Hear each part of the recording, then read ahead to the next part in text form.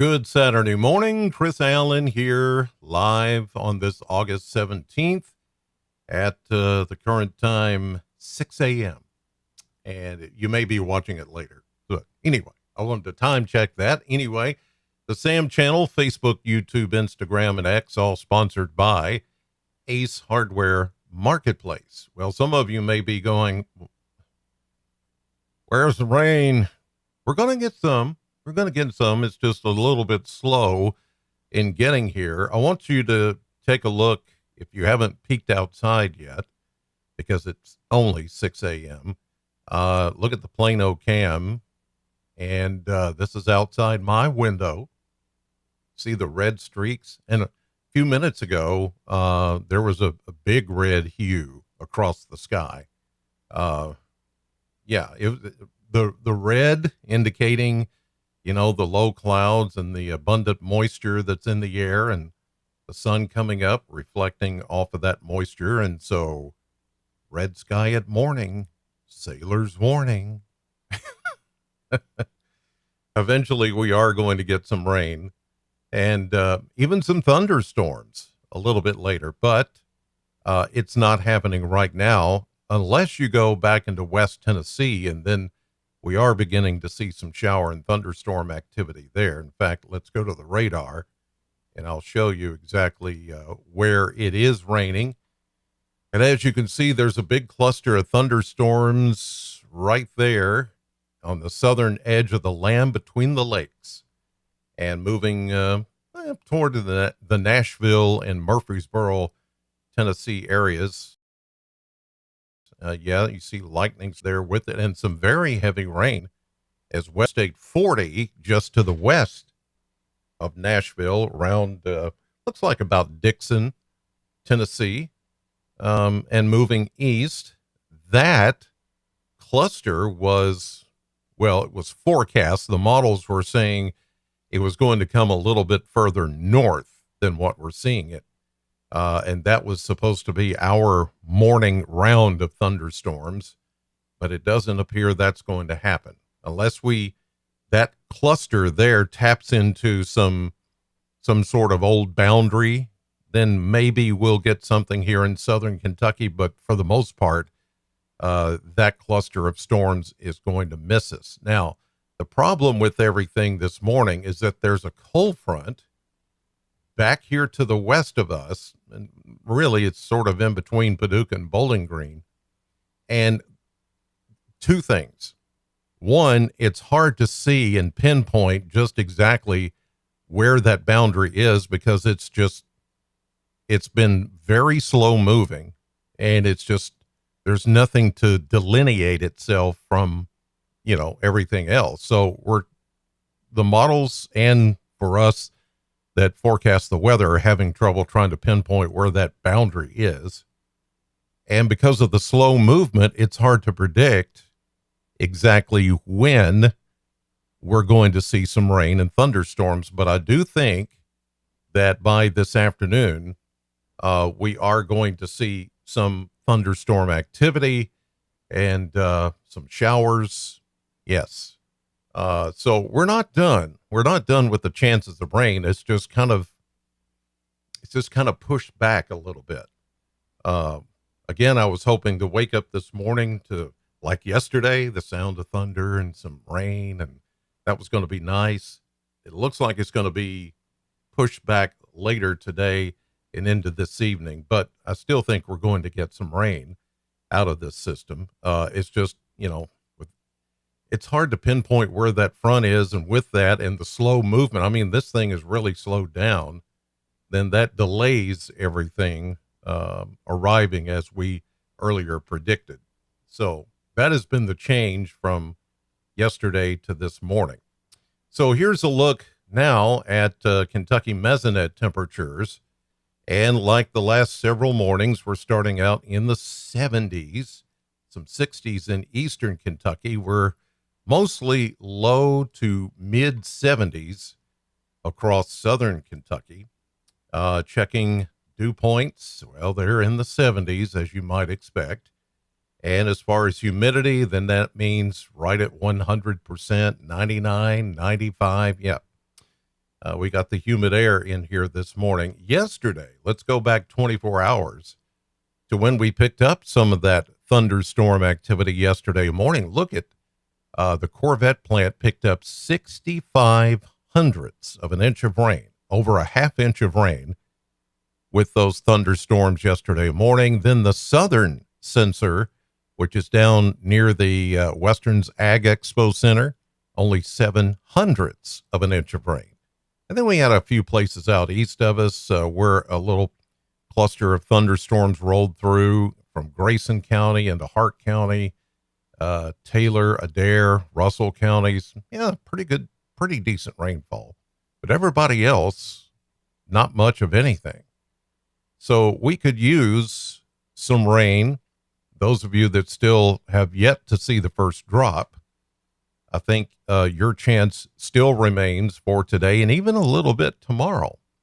Winds this morning are light and coming out of the south, and those winds will pick up today. I think we're going to see a west-southwesterly wind later today, and we may even see some breezy conditions with winds at 15, maybe to 18 miles per hour later on. As again, without knowing where that cold front sits, a lot of things are in question as far as the timing and how much rain and all of that, and even if there's going to be severe weather, which I'll touch on here in just a moment. In the meantime, let's check the model viewer, the blender, I call it, because we take dozens of models, throw them in the blender, and this is the output. And as you can see, today it's showing 93 as a high temperature. Now, I do expect some sun, and with the available moisture in play, then it's going to feel warm and muggy. And 93 is attainable, but I'm going more around 90 for a high temperature today. Yesterday's high was 92 in Bowling Green, so we were 2 degrees above the normal. But 90 for today, 68 tonight, with the showers and the thunderstorms more likely this afternoon and this evening. Then tomorrow, as the cold front finally starts to make its way through, a cooler 82 is what I'm going with. They're showing 84, but still, we're talking a really nice, almost 10-degree cool down, if not a 10-degree cool down, with that cold front coming through. And then we're looking at near 80 on Monday. And look at that.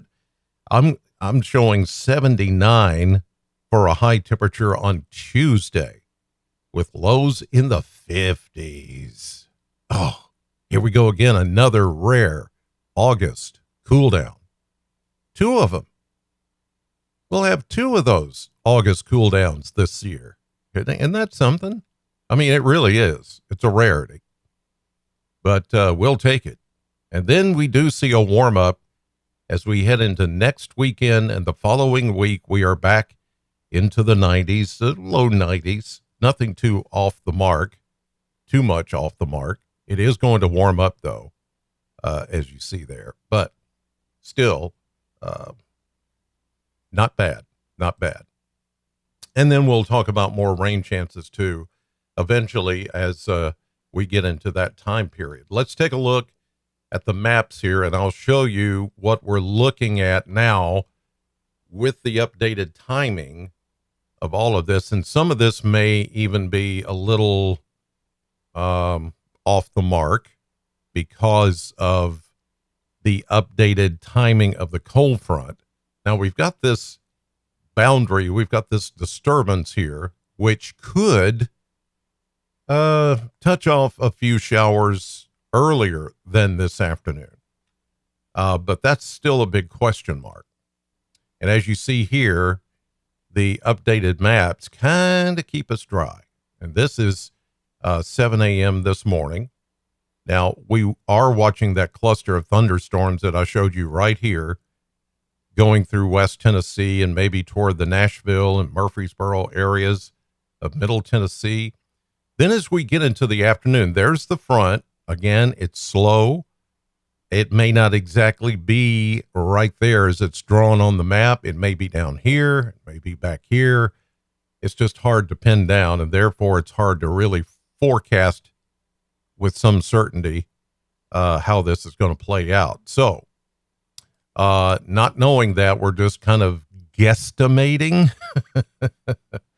That's what I call it, guesstimating, when we're going to see some showers and storms. But I do think more likely in the afternoon and this evening. So I think you've got, if you want to do something outside today, this morning, midday, early afternoon, I think you're mainly dry.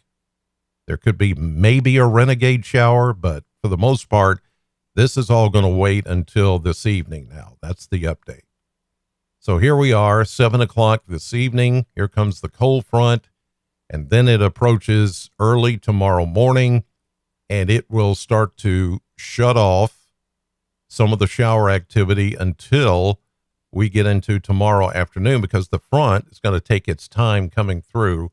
So I think there's still a chance of a shower or thunderstorm with some daytime heating tomorrow afternoon until the front finally moves out into the Carolinas. It gets some forward movement to it, and then after that we're just dry, but it's pleasant. It's going to be real nice. Low humidity, cooler temperatures. Here's Monday, here's Tuesday, here's Wednesday, Thursday, and Friday next week.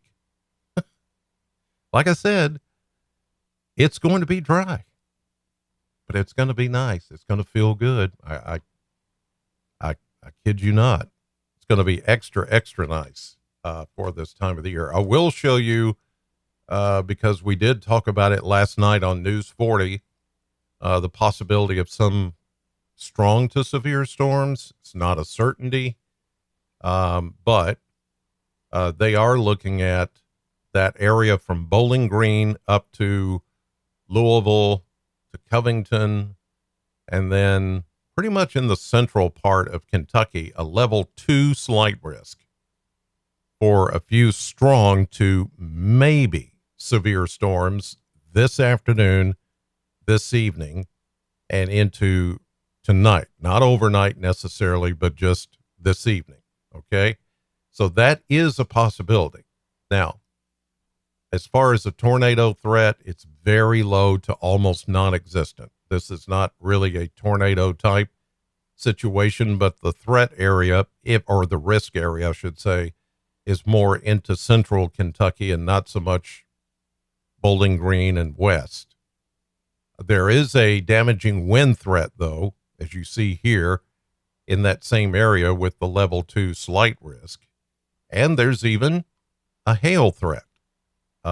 If we get enough daytime heating, and I'm thinking mostly along and east of 65 and along 75, that's where the greater risk of getting some hail producing thunderstorms will take place, because we'll have a lot more heating, a lot more sunshine in that part of Kentucky, and therefore more opportunity for something to pop up, either just briefly severe or very strong heavy rain and thunderstorm activity as we head into later today and this evening. But again, that's not even a guarantee, because we've got to see how this front is going to, where it's going to end up, where it's going to be later, the timing of all of that.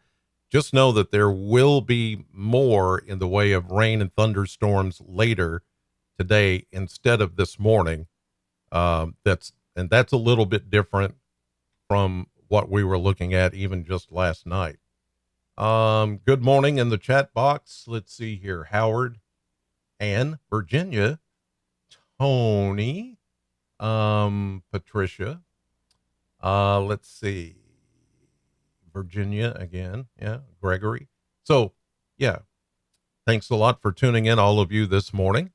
And of course I'll be watching all this, today as it all plays out. And if we do have something, that pops up that is severe, then of course you need the, News 40 weather app, which you can download by just scanning that QR code that's right there in the corner. Just hold your phone up to it, open up your camera app on your phone, and you'll see a link. When you hold your phone up to that QR code, there's a link that will come up. You hit that link and you can download, whether it's an iPhone or Android phone, you can download the News 40 weather app, and that way you'll be able to see what's going on with that. See there? Got radar, got all the latest information. You'll get instant alerts on your phone. You'll get lightning detection. You'll get anything you need to know like that. Just go ahead and download that just in case you might need it later. All right, you guys, thank you for watching. God bless you and have a great